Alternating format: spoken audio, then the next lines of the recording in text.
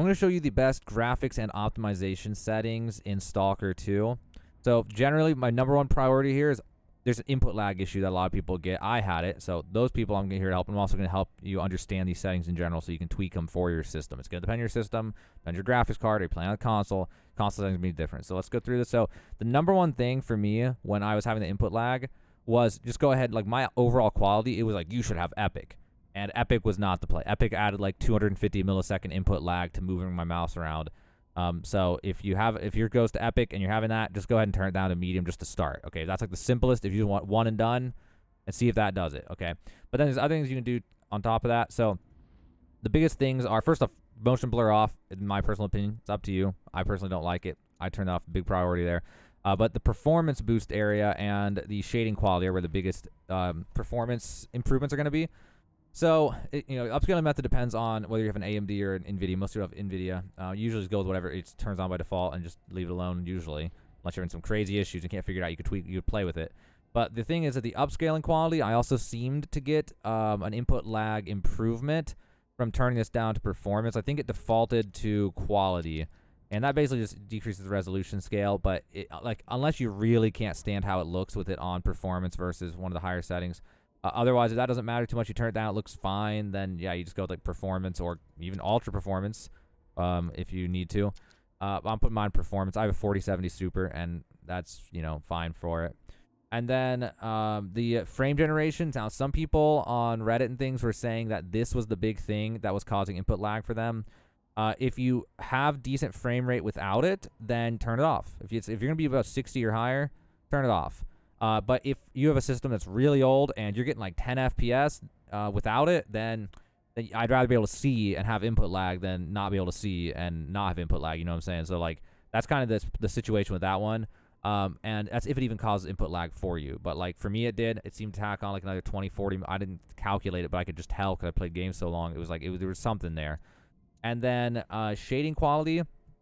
This is where a lot of the improvements come from. So in Unreal Engine, the main two things that matter are shading quality and global illumination. Shadow quality can also be a thing. So those three things are going to be, actually it's global illumination and shadow quality, then shading quality, I think in that order.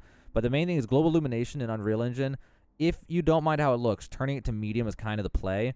The way Unreal Engine is, like medium's the last setting where it looks normal. And then you go to low, and something's just wrong, man. Like every time, like the low version of global illumination Unreal is just terrible, and usually. And in my case, I turned it to low, and I couldn't even tell you what was different. All I know is it like hurt my eyes to look around, and I was like, okay. So you want to turn it to medium if you don't mind turning it down. It will look a little bit better higher, but medium still gives you great. It's a great min-max middle point.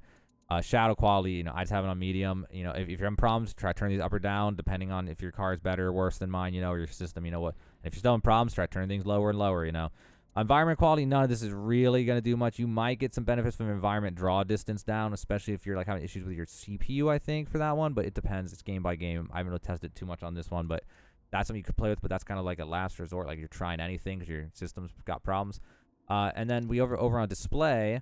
Generally, most people that I saw were saying, like on Reddit, different places, were saying full screen improves the input lag. So, I mean, unless you need to do in windowed mode or something like that, full screen borderless is fine.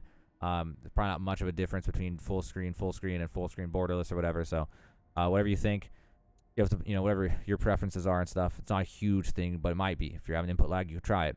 Then, what you can do is go down here to vertical sync, VSync, and you can just disable it. But if it disabling it gives you screen tearing. One thing people were saying was they would disable it and then re-enable it, and then they wouldn't have screen tearing, but magically input lag was better. Now, if you're one of those lucky people that works for you, that was a thing some people said worked. You could try it. Frame rate, so no limits generally is fine. If something's like, if you have a graphics card that's on the edge or just burning out and dying for some reason, too much like Bitcoin mining or something, I don't know, man. Like if it's just, generally if you have a healthy graphics card and a healthy cooling system in your system, then no limits is fine. But otherwise, if you want to limit to like 60 or just slightly below whatever it's actually going to at no limits, that could just take the edge off your graphics card. It's up to you. Maybe trying to like render things outside of the game while playing the game. You might want to put a limit on that. I don't know. Otherwise, most people, no limits is fine. NVIDIA Reflex Low Latency. Now, some people said this was causing input lag for them. For me, it was one of the last things I played with, so I already had the input lag down a lot from the other settings. And it did not cause a very noticeable difference one way or the other. I couldn't tell if it was making it better or worse. So, at least on my system, it wasn't changing much. But the thing is, if it's not changing much, then you probably just want it on. because I've played other games in the past where this has made a noticeable difference. And so if it's not doing anything bad, then leave it on. Like, I didn't cause any freezing for me. I didn't notice any major changes. It felt like the same thing. So might as well have it on instead of not having it on in that case. That's my take on it. But, if you're having weird issues, try to turn it off and see if it makes it better. But generally, it's fine. Generally, I prefer to have it on in most games. So it seems fine here, too. And that's about it. So, yeah, if you're having issues with the input lag and stuff, again, try to turn the overall quality down and try messing with the upscaling, disable frame generation, maybe turn global illumination, shadows, and shading down, and go from there. And then if it's still bad, keep turning things down. And if that's not working, that's probably about your only options. And hopefully I was able to help you because, if you have a really bad system or if you're just one of the unlucky ones. I mean, I'm sure there's people out there, you have like a 40, 90, and it just sucks anyway. No matter everything low, everything high sucks. And if that happens, I think you're just cursed, honestly. But hopefully these settings helped you out. Hopefully now you'll be able to fix any issues you're having or get a better experience with your graphics and min-maxing that in Stalker 2.